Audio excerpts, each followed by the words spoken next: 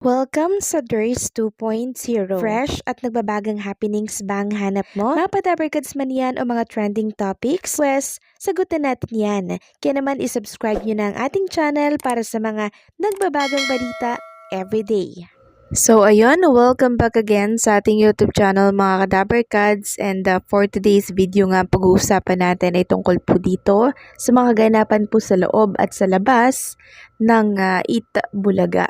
So sa mga sinihan, naka-display na po itong pelikula po ni Bossing Vic Sotto na kung saan ay kasama niya po dito si Piolo Pascual, Zid Lucero, and marami pa pong iba.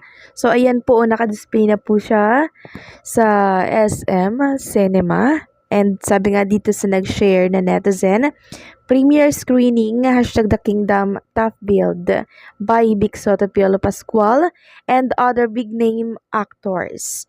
So, sa December 25 na po yan mga kadabarkads, huwag nating kalimutan na suportahan po itong pelikula ni Bossing Vic Sotto dahil ito yung first drama po ni Bossing Vic Sotto.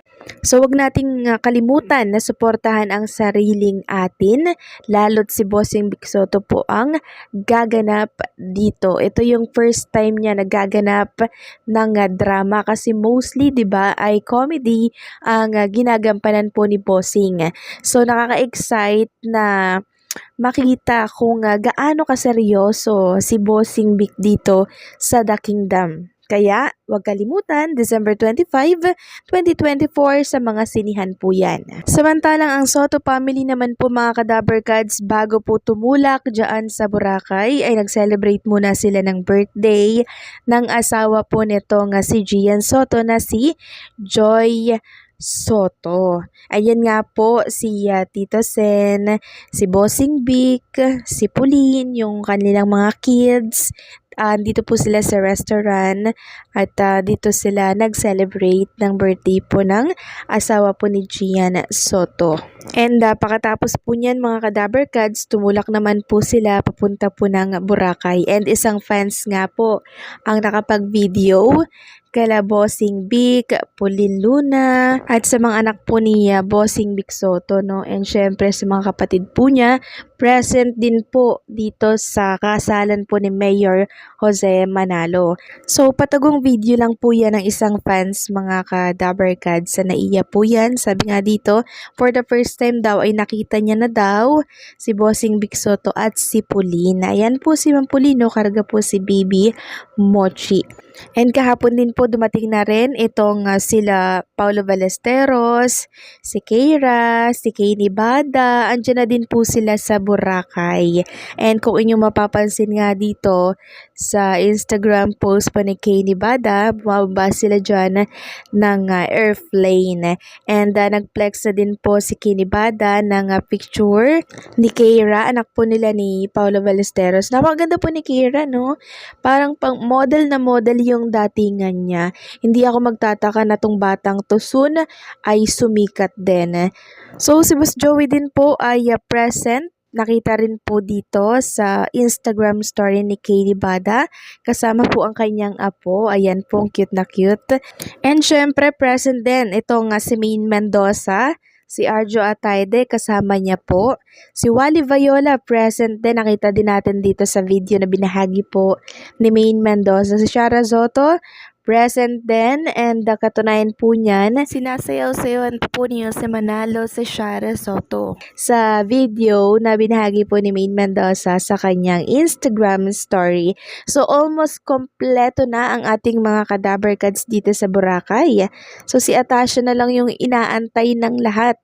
Aaten kaya si Atasha Mulak? So si Atasha kasi ilang araw na po siyang may shoot eh. Meron po siyang photoshoot. So sana matapos po ito para makasunod siya dito po sa wedding ni Jose Manalo. I'm sure grabe po, no? Grabe and grande po nitong beach wedding ni Mayor Jose kasi ang buong Dabarkads dinala po ni Mayor Jose sa Boracay. So ngayong araw daw mga Kadaberkads, yung wedding nitong si Mayor Jose Manalo, kaya antay-antayin natin na meron pong magbahagi ng mga picture sa mismong wedding nitong si Jose Manalo. Grabe po ito mga Kadaberkads. So parang yung buong Itbulaga dinala po talaga ni Mayor Jose Manalo dito sa Boracay. Riot ito, and I'm sure napakasaya na magiging beach wedding ni Mayor Jose Manalo. So, 'di ba ngayon po yung wedding ni Jose Manalo, tapos bukas live, hindi ko sure kung live ang Itbulaga or baka nakapag-recorded na po sila ng para sa Miyerkules. Kasi napaka-hassle naman yun kung magla-live sila tapos mag-set up sila sa mga location na susugurin nila ng bahay, 'di ba?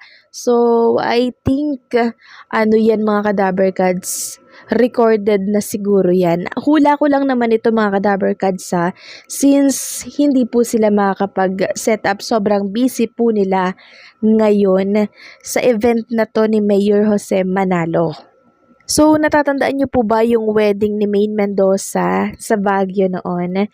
'Di ba? Nag-record na po sila ng episode para po doon sana sa live episode nila. Para syempre hindi po hassle sa mga Kadaberkads natin. Kasi from Boracay pa po sila. Imagine nyo ngayon yung kasalan, syempre mga celebration pa yan buong araw. Tapos pagbalik mo, sasalang kayo sa live ng Itbulaga. Sobrang nakakapagod yan at sobrang hassle. Kaya ang hula ko, recorded ang Itbulaga bukas. So, ito lang naman ay hula ko mga Kadaberkads. Pwedeng tama ako, pwedeng mali rin ako.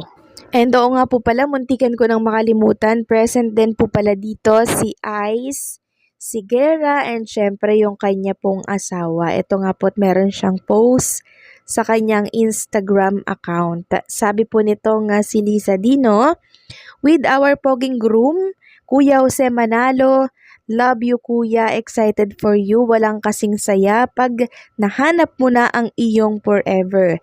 Let's go." So yan, magkakasama na po sila dyan sa Boracay. Present si Ai, si Liza, and marami pong ibang Dabarkads. Grabe mga Kadabarkads, no? Buong Itbulaga nasa Boracay. Riot po ang magiging kasal ni Mayor Jose Manalo, and for sure, trending at viral na naman ito pagkatapos ng wedding. Kasi syempre mga Kadaberkads, Jose Manalo ata yan. Samantalang bago po matapos ang update natin, nais ko lang ibahagi sa inyo itong total na cash prizes na pinamahagi po ng Itbulaga for December 16, 2024. 215,000 pesos po ang pinamudmod ng Itbulaga dito po sa kanilang mga player sa kanilang programa. So, grabe, no? Hindi po sila bumababa ng ganyan na papremyo. Araw-araw po talagang malalaki yung pinapamigay nila para syempre makatulong sila ng sobra-sobra sa mga nagiging contestant nila everyday.